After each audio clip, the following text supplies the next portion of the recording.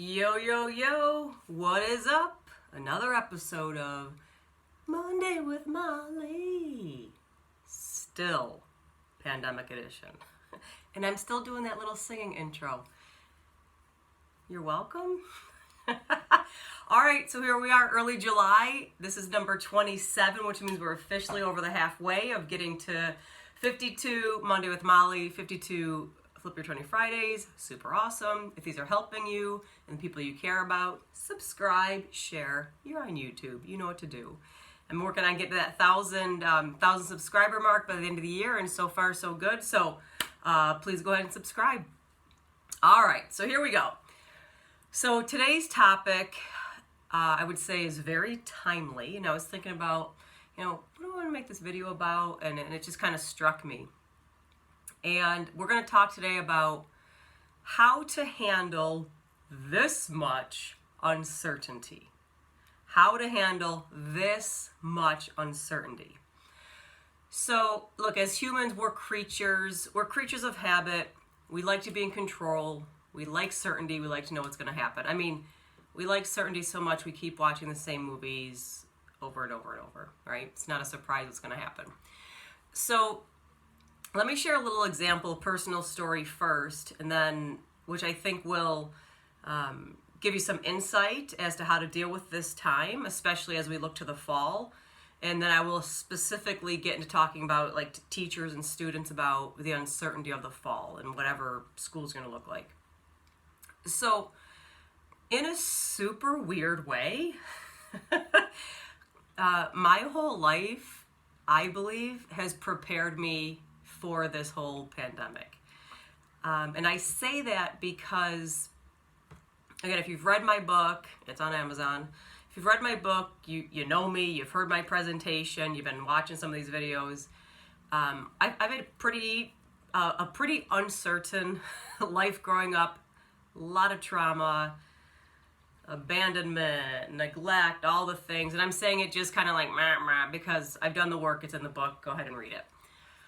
But with all that uncertainty and all the trauma, and then eventually, 20 years later, better late than never, and then all the therapy, I've worked through all of the feelings and the hurt and resentment, all the things, to get to where I was in this really great place of happiness and fulfillment, doing my work, traveling the country, talking to schools, to kids, to teachers, to parents. I mean, so fulfilled.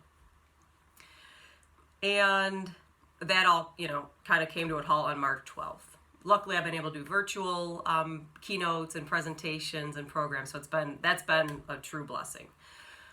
But I say that all because in order to get to do this work, again, and the before times and whatever the after times will look like, the only way I got to that was because, I switched career. This is actually my third career. First career, I thought I'd love it. I was like, went back to school for a little bit, became a teacher. I taught for 11 years, but after the first 8 years, I lost my job with the budget cuts after the financial meltdown in 2008. Got another job, taught for a few years, lost my job again. So I've lost my full-time job twice. And I'm, as a teacher in New York State, right? It's good pay, good pension, all the things. But I say that was the best thing to happen to me because it allowed me, especially with doing the counseling, to then be able to share my story. Something I kept hidden, didn't want anyone to know. The shame was ridiculous. But it's because of losing my job twice, I am now able to do this work that I love. There's uncertainty when you lose your job and you have no income, no health insurance, all that. You got to figure it out. And I'm a huge believer, and if any of my former students are watching this, you know this is true. I'm a big fan of the phrase, figure it out. We are adaptive creatures. As humans, we adapt. That's how we've survived for so long. And this is another opportunity and situation where we don't have a choice. We have to adapt. Y'all adapted in the spring, going online with teaching and remote learning, and you were home working and your kids were home and you had to teach them, and it was wild. But you did it. What I know is true is with everything I've been through and being able to be resilient and to get up every time, sometimes quicker than others, sometimes uglier than others, to be resilient and to get up every single time. And to figure out every single time, when my whole industry shut down on March 12th, and don't get me wrong, it was devastating. I was like, what? Like, you're canceling March Madness? Wait, schools are closing?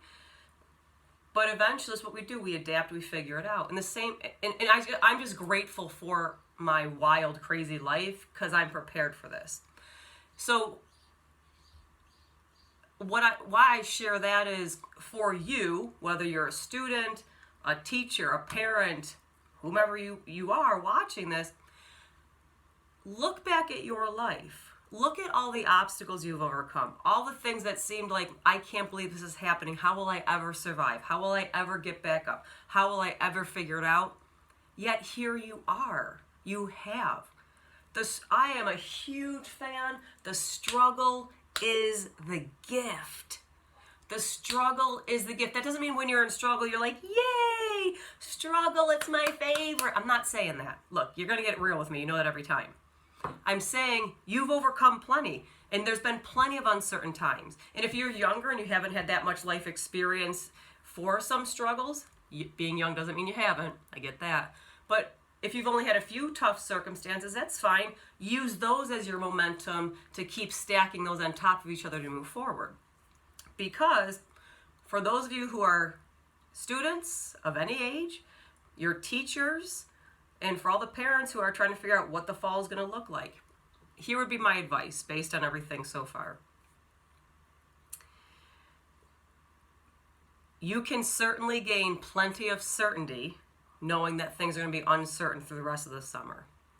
Look, here where I live, we start school after Labor Day. I know some schools start in August, some states.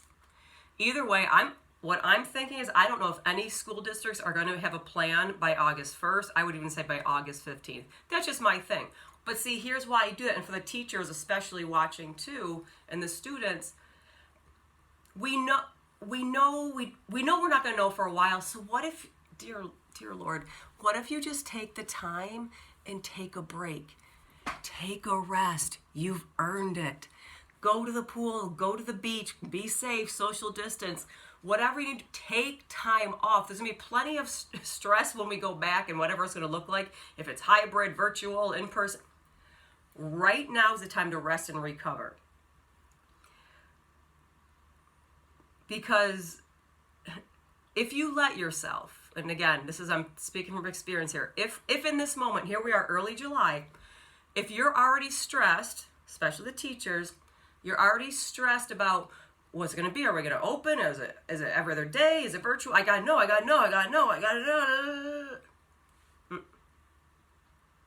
You're not going to know for a while. Be certain that you will be uncertain for a while. Otherwise, you start going down that rabbit hole, and I can tell you from experience, if you don't learn how to stop yourself and put those brakes on real quick, you're going to be down that rabbit hole, and all you're going to focus on is the frustration, the stress, how will I plan? I don't know, and the anxiety, and that's not good for our immune systems, let's be honest. We need to keep our immune system strong right now. So I've learned through years of practice, and trust me, I've had rough days too. I've had days where I'm like, and even going to the fall, I'm like, will I be doing virtual presentations? Will my schools be open here? So hey, worst case scenario, I go in and sub, which I do when I'm home sometimes. I love seeing my kids. Oh my gosh, when they were younger, now they're in high school. I love it. And I get to see my friends. I hope that happens, but I don't know either. But when I start to feel my mind going, what if that doesn't work? And what if that's not happening? What if I don't do virtual things? But the moment I feel that anxiety of all that uncertainty, I put the brakes on hard because I can feel physically that's not my norm. And I can pull myself out, and I choose to focus on what I am certain of. I'm certain I have a roof over my head. I'm certain I have good health. I'm certain that I get to make decisions and choose what I'm grateful for each day.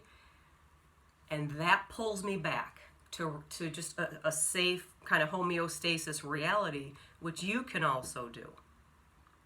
Your power lies in decisions. And we just have to accept there's going to be uncertainty for what the fall will look like. And then once it opens, who knows, what happens after that? I don't know. I don't make those decisions. But what I do know, based on everything I saw in the spring happen in schools, whatever the decisions are that districts make, You'll figure it out and you'll make it work. Because as humans, that's what we do. We adapt. It's like it's in us for survival. But we don't have to just survive, we can also thrive. But I would invite you to consider that's only going to happen if you can accept the uncertainty and just know it's going to be there and not, because look, all the control's been ripped away from all of us. So much control's been ripped away. And we're almost like kind of like crawling and like, clawing and scratching and scraping to get some control. We just want some control back. I get that. Me too. But it's not there right now. So there has to be an acceptance to go, well, I can't really control anything until I get a decision from the district or from my work or childcare, whatever it happens to be. Or if you're a student and you're playing sports, they're going to be fall sports. I don't know. You can only control what you can control. It's about what you choose to focus on. Accept the uncertainty. Know you'll be fine no matter what. But please don't think things are going to be exactly as they were before. They're not. They're certainly not for a while. Not till a vaccine, I think, personally. Do I know the answer for sure? I don't. But I think the vaccine is going to be a tipping point. But whatever we do in the fall, it will not be exactly the same as it was in the before times. Accept that. Accept that that some of that control is going to be removed for a long time. But you can always control what you focus on, what you're grateful for. You can control that you want to look back at past experiences that you thought were going to be just insurmountable, but you're still here. Everything up to this moment has prepared you for what's next. The spring certainly did. That showed you what was possible in a time the day before everything closed. We didn't think that was possible. But it is, and you made it happen. It's not ideal, but you made it happen. So I just invite you to consider taking some time now, rest, recover, refresh, and when decisions are made, you'll move forward, and you'll do the best you can at that point, and you'll make decisions at that point. Now is not the time to have such stress and anxiety about it. That doesn't mean pretend it's not there. I'm not saying put your head in the sand. That's not my message ever. I'm not saying just think positive. That's not my message ever either. I think that's gross. I'm just saying be optimistic. It's a weird, wild, uncertain time, but I'm optimistic that once the decisions are made, we'll figure it out. I'm confident of that. I hope this has helped you.